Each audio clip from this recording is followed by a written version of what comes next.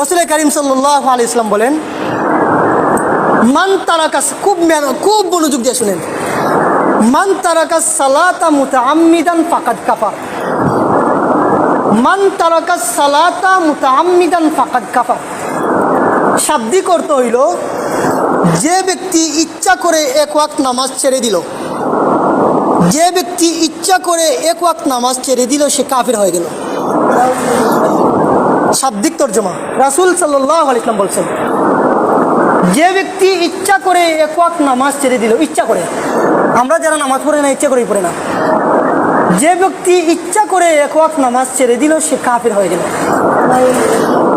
এই হাদিসের মাতাহাতে অনেক মুহাদ্দিসিনে কেরাম বলেন যে ইচ্ছা করে যে ব্যক্তি নামাজ ছেড়ে দেয় সে কাফের, মুসলমান থাকে না।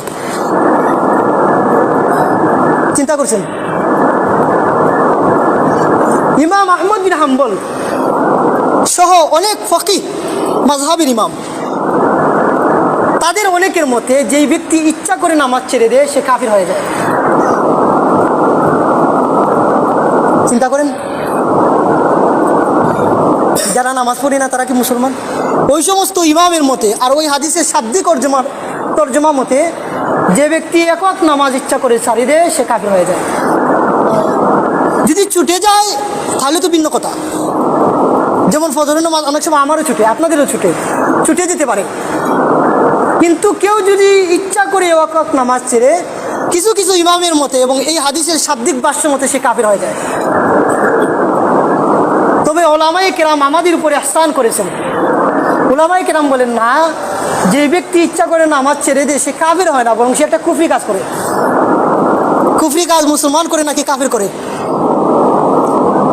উলামায়ে কেরাম তাওয়িল করতেছেন, আমাদের উপরে ইহসান করতেছেন, বলে না, কাফির হইতেছে না, বরং ইচ্ছা করে নামাজ ছেড়ে দেওয়ার কারণে সে একটা কুফরি কাজ করলো, সে মুসলমান তাকে তবে ফাসিক হয়।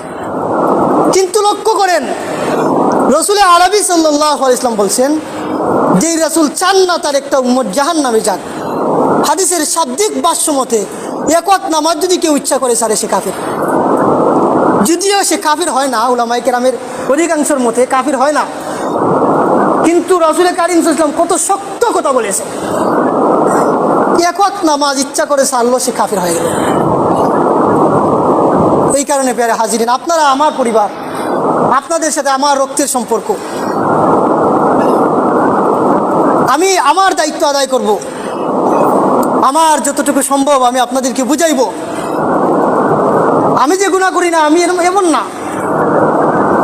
ফাকিহুন আশাদ্দু আলা শাই